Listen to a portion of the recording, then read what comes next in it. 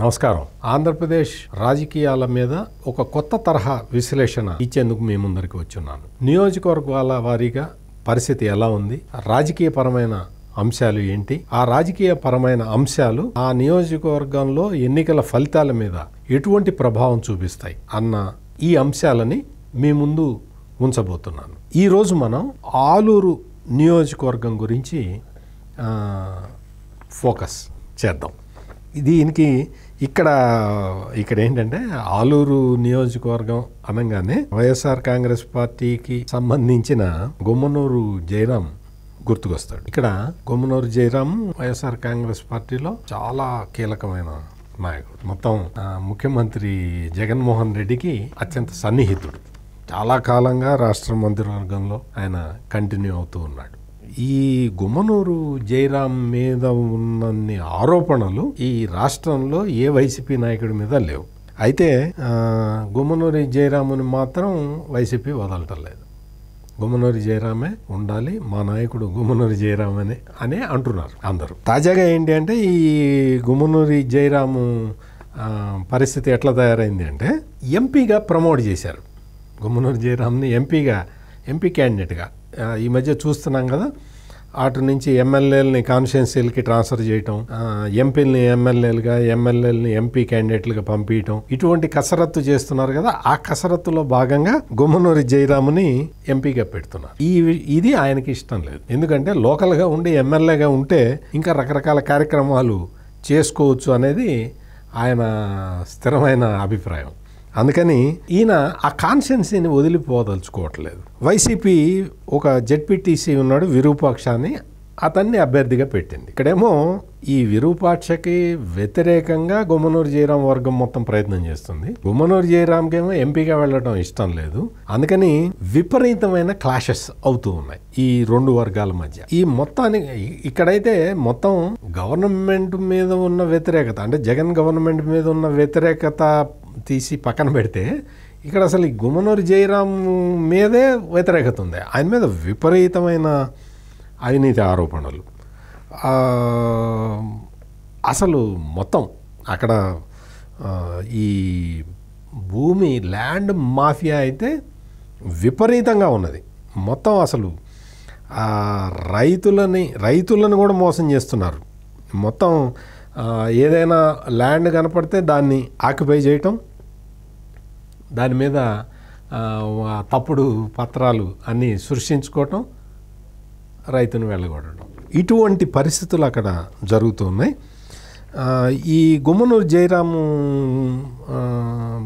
సోదరుడు ఆయన ఇక్కడ పేకాట క్లబ్లు అవి కూడా నిర్వహిస్తుంటాడు అనేది అదొక సమాచారం. ఈ క్లబ్బుల మీద ఎవరన్నా పోలీసులు దాడి చేయాలన్నా భయపడతారు. వాళ్ళు సహజంగా అధికార పార్టీ, అందులోనూ గుమ్మనూరు జయరాము సోదరుడు కాబట్టి అక్కడికి అసలు పోలీసులు వెళ్ళాలంటేనే భయపడతారు. ఇటువంటి పరిస్థితులు ఇవన్నీ ఇంకా మొత్తం భూ కబ్జాలు, సెటిల్మెంట్లు, వీటిలోనే వైసీపీ నాయకులు అందరూ బిజీగా ఉంటారు. ఇక్కడికి ఆంధ్ర మద్యం ఇక్కడ ఉండదు. ఇక్కడంతా కూడా కర్ణాటక నుంచి మద్యం దిగుతుంది, ఎక్కువ రేట్లకు అమ్ముకుంటారు. ఈ కర్ణాటక మద్యం మొత్తం ఆంధ్ర మద్యం క్వాలిటీ సరిగ్గా ఉండదు కదా. అందుకని మొత్తం ఆలూరు ప్రజలందరికీ కూడా కర్ణాటక నుంచి క్వాలిటీ మద్యం తీసుకొచ్చి అమ్ముతారు, వీళ్ళే అమ్ముతారు. ఈ విధమైన పరిస్థితి ఉంది. రేషన్ బియ్యం అక్రమ రవాణా ఒకటి కాదు, ఈ విధంగా మొత్తం అసలు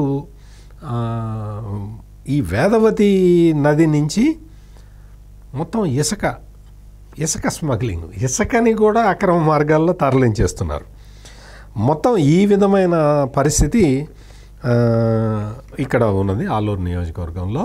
ఇదంతా కూడా ప్రభుత్వ వ్యతిరేకతని డైరెక్ట్గా సూచిస్తున్నది.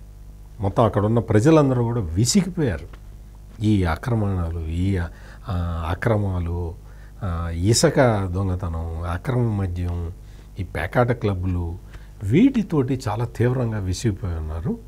ఇక్కడ వైసీపీ నాయకులందరూ కూడా ఇటువంటి దందాల్లో మునిగిపోయి ప్రజలని పట్టించుకోవడం లేదా ప్రజా సమస్యల్ని పరిష్కరించటం, వాటిని తీర్చటం ఇటువంటి కార్యక్రమాలు ఏమీ లేవు.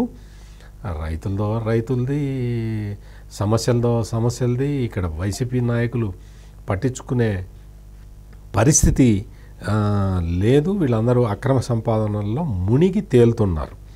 ఇటువంటి పరిస్థితుల్లో ఇక్కడ తెలుగుదేశం పార్టీకి మొత్తం అంటే ఒక పాజిటివ్ వాతావరణం అయితే కనపడుతున్నది.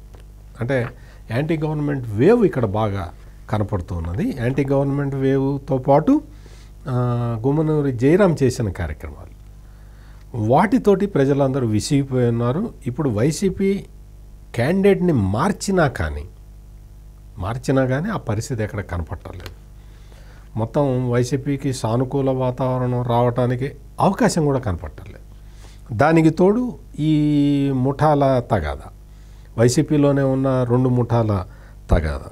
ఈ కారణంగా ఇక్కడ వైసీపీలో వర్గపోరు, యాంటీ గవర్నమెంటు ఫ్యాక్టరు ఇవన్నీ కూడా బాగా పనిచేస్తుండటం వల్ల ఈ నియోజకవర్గంలో వైసీపీకి కష్టంగానే ఉంది. వైసీపీ ఈ నియోజకవర్గంలో గట్టెక్కడం కష్టంగానే ఉంది. కానీ తెలుగుదేశం పార్టీలో ఇంకా నాయకత్వం కన్సాలిడేట్ కావాలి. నాయకత్వం కన్సాలిడేట్ అయితే తెలుగుదేశం స్వల్ప ఆధిక్యత్వం అయినా బయటపడటానికి అవకాశం ఉంటుంది.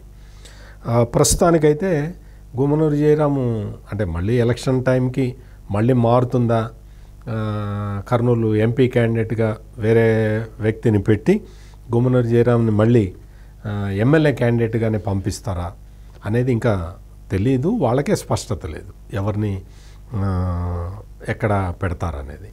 అందువల్ల మొత్తం మనం ఓవరాల్గా చూస్తే మాత్రం వైసీపీకి వ్యతిరేకత కనపడుతున్నా కానీ దాన్ని ఎన్కాష్ చేసుకుంటుందా లేదా తెలుగుదేశం జనసేన కాంబినేషన్ అనేది వేచి చూడాలి. అందుకని ఆలూరు నియోజకవర్గాన్ని మనం కీన్ కాంటెస్ట్ నియోజకవర్గంగా మనం చెప్పుకోవచ్చు. మరొక నియోజకవర్గాన్ని విశ్లేషించేందుకు మళ్ళీ మీ ముందరికి వస్తాను. నమస్కారం.